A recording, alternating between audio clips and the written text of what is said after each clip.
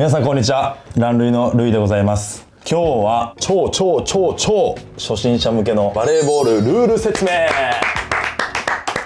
ありがとうございます。これから初めて観戦を考えてらっしゃる方とか、観戦しててもいまいちよく分かってないなっていう方に向けて、バレーボールのルールだったりとか、観戦の楽しみ方などなどをゆるーく話せたらなと思ってます。これまでも何個か動画ではバレーの説明は結構前やけどしてますね。でもあれも結構深い感じで喋ってましたよね。すごい分かりやすい説明やったのと本業なんで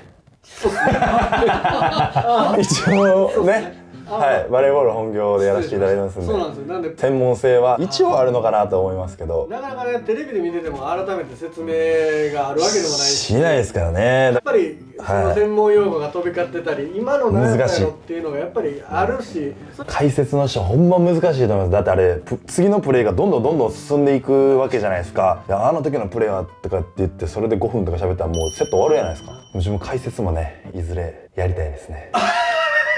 声で言うな。関係各所の皆様やりたいですね、解説ね。兄弟でもやりたいですしね、いずれ。今日はルール説明なんで、まず試合開始の1時間前からアップを大体し始めるんですよね。会場が開くんが1時間半前とかですよね。今は大変ありがたいことに会場ほぼ満員ですからめちゃめちゃ並んでますもんね。でも指定席が多いと思うんですけどバレー解説してくれよまず早めに来ていただくことが大事かなと思いますね。まず何が言いたいかというと、やっぱ1階席の方にもこれ自分何回も言ってると思うんですけど、ヘルメットかぶってる人いないんですよ。すごいなと思って、まあ、危ないですからね。もうしょうがないんですよ。自分らは、ね、一切狙ってないし言われてたの。でも今で結構近い距離感ですから、前で見張る方は結構気をつけていただきたいなって思いますけど、その分やっぱ迫力はすごいと思いますよ。でもヘルメットはちょっとやりすぎかもしれへんけど、これルイの独り言ですよ。これ皆さんね、これルイとかランとか書いてね持ってくださってるじゃないですか。あれをねめっちゃ硬くして、例えば木とかで作って盾みたいにしてボール来たらこうするとかよくない？初歩的な説明で言うと、まず3回で返すでしょ。3回以内か。サーブは8秒以内に打たないといけないんですよ。ピーってなってからで25点の、3セット選手、5セット目が15点マッチ、デュースありっていうことでね、デュースになったら2点差つくまで終わらないっていうルールなんで、バレーボールはまあ時間配分が難しいですね。バスケとかは割と時間が分かりやすいじゃないですか。でもバレーはほんと早い時1時間とかで終わるし、去年の決勝なんか3時間半やりましたから、そういう意味では時間を読むのは難しいのかなっていうのはありますけどね。控えの選手もこうずーっと立ってるやん。気になる、座らなくてみんな座ってあれもルール上は座って大丈夫なんですよ。大丈夫。はい、だってミドルの選手とか座ってるじゃないですか。リベロだったりミドルの選手がしょっちゅう交代するんで座ったりとかあるんで、ベンチの選手が座ったらダメっていうルールはないんですよ。国際大会でもみんな立ってるもんね、外国だから国際大会が座り始めたら座るんじゃない？立ってな気持ち悪いとかっていうわけではない。全然そんなことない。絶対立ってなあかんっていうことでもない。座りたいなって時はもちろんあります。じゃあそれで座ってるでしょ。でピン差でしょ。出ます、ミスります。これは難しいっすよ。あ、そういうことな。座ってたからやとかってね、根性論です結局。だからあかんとかない。でバレーボールは足で返してもいいし、手を絶対使わないといけないっていうルールもないので、何でもいいです。上がればいいです。サーブ打つのも足で打つことも可能。いいんじゃない？でも両手はダメですね。片手じゃないとダメ。だからオーバーでサーブ打つみたいなことは多分ダメです。片手でヒットしないといけないみたいなのがあるんで、片足で打つんや見たことないけどポジションの説明からの方がいいか。 MB と書いてミドルブロッカー。サントリーでいうと小野寺太一選手、鬼木選手などがいますけど、クイックを打つ選手ですね。速いアタックトナーンって主にブロックの中心となってブロックをする、クイックを打つ選手でございます。ミドルブロッカー。基本的に背が高い人が多い。背が高い人が多いですね。2メーター超えとかが多いですね。 OH アウトサイドヒッター、我が弟高橋塁がやってるポジションでございます。アウトサイドヒッターは何でも嫌ですね。レシーブもする、バックアタックも打つ、ブロックもする、何でもする、いわゆるエースポジションと言われるポジション各2人ずつ、セッターは1人、オポジットと呼ばれる人も1人で、ミドルが2人、アウトサイダーが2人、リベロが1人か2人。リベロの選手は後ろの3つしかできない。オポジットというポジションはスパイクがめちゃめちゃ強い人、アタック専門、レシーブももちろんするしブロックの要でもあるんですけど、簡単に言うとスパイクをいっぱい打つ人。セッターはトスを上げる人ですね。サントリーで言うと関田選手、下川選手がいますけど、めちゃめちゃ難しいポジションです。ただ最初見に来てくださる方はどっちが勝ったな、どっちが点数取ったなっていうのは分かると思うんですけど、どういったボールのつながり方をしているのかっていうのを見ていただけたら。それを見るにはどの人に注目したらいいとかある？難しいな。どう見えてるんですか、いっちゃん最初って。あ、スパイク強いなっていう感じで見えてるんですか。もう早すぎて難しい、やっぱ男子は。なんか昔はなんかそのポジションの名前もまた違った言い方が、ウイングスパイカー。その時の方がもうちょっと分かりやすかったような気がする。確かに今攻撃の種類も増えてますからね。オープンバレーっていう感じでもないからめちゃめちゃ複雑ですからね。どっから打ったみたいな。確かにまずはポジションを覚えてもらってホームページ見ながらポジション書いてあるんで、何番の選手はこのポジションやみたいな。結局ローテーションは時計回りに回るのか反時計回りに回るのか。こう時計回り、これで書きますか。大体この並び、これが S1 ローテーション。サーブを一番最初に打つ人。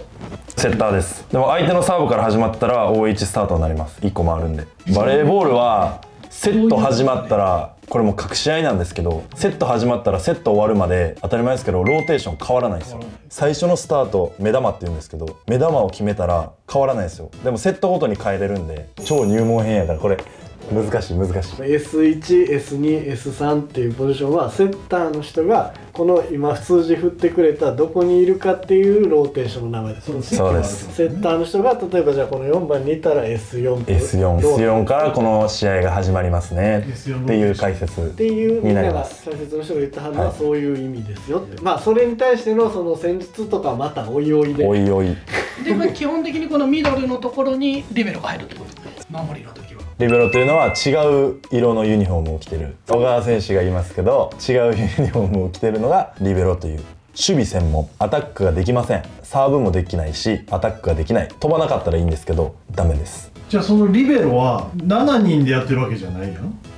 コートには絶対6人しかいません。いないじゃん、はい、今ここ6人になってる時リベロの1の人は入ってるとこはもう抜けてるってことだよね。抜けてるってことよね。はい、サーブ権を持ってる時っている時はあります。その時はミドルが抜けてるかリベロが抜けてるか、チームによってはアウトサイドヒッターとリベロが変わってることも稀にあります。あとは会場で見ていただいて、やっぱり配信で見てても面白いと思います。やっぱチャレンジシステムっていうのがもうすごいですから、そこで勝敗が変わるぐらいすっごい1ミリ1センチの世界なんで、そこは緊迫感あるなっていうのは思うので、ぜひ会場でその臨場感を味わってほしいなと思いますけど。チャレンジシステムでチャレンジができるプレーとできないプレーがあるんですよね。もうあります。一般的ななんか大きく言われるチャレンジっていうのは、ボールのインアウト、ブロックのワンタッチあるかないか、ネットを触ったらダメなのでネットを触ってるんじゃないかっていうチャレンジだったりとか、ラインを踏んで打つことはダメなのでできない項目もあるけど、年々そのシステムがやっぱりすごくなってる。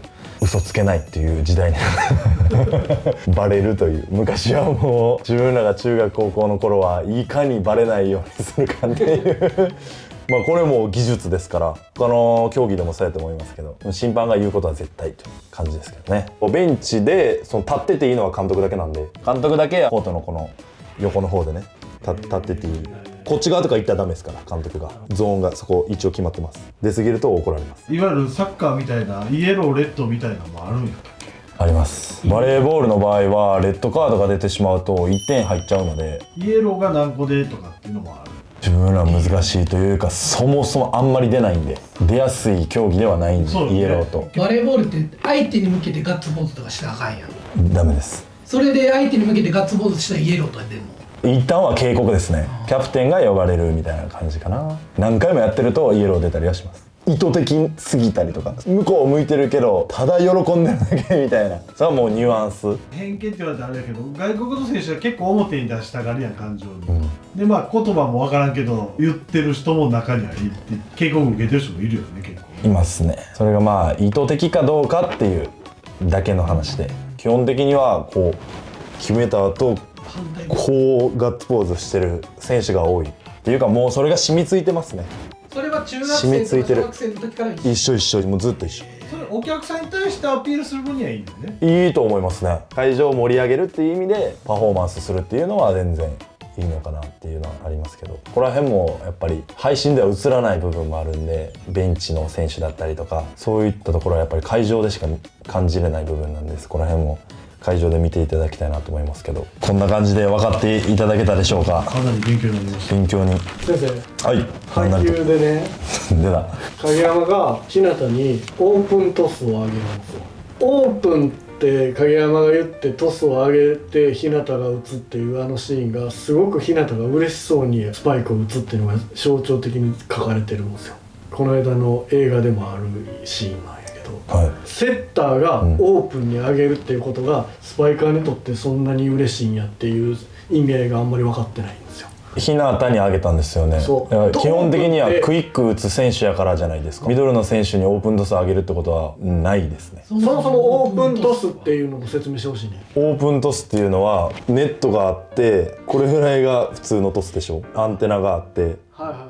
オープントスっていうのはこうオープンに上がってくるトスなんで、ハイボールっていうんですけど、ハイボールってそれなんや。二段トス、いいパスが返ったりとかしたら平行トスですね。平行のトスをセッターがこう上げることが多いんですけど、平行のトスってのはもうクイック用のトスっていう。アウトサイドヒッターに上げてる時のトスの説明ですけど、ミドルの選手がオープントスを打つってことは戦略的にあんまりない。別に打ったらダメってわけじゃないんで、打つことはまあない。セッターの気持ちとしては信用してるから上げてるという意味合いもあるってことよね。いや今の話の流れで言ったそうだと思いますらあれ今ちょっと今でもまあSV ではないですね。高校ではあると思います。ハイボールをミドルに上げることはほぼないと。ほぼない。あかんってことでもない。やったら斬新、新しいな、新鮮さはあるかもしれんけど、まあこれは本当玄人なんですけど、ドダーンってやられてもいいミスだったりとかあるんですよ。これはやられたらあかんミスとか。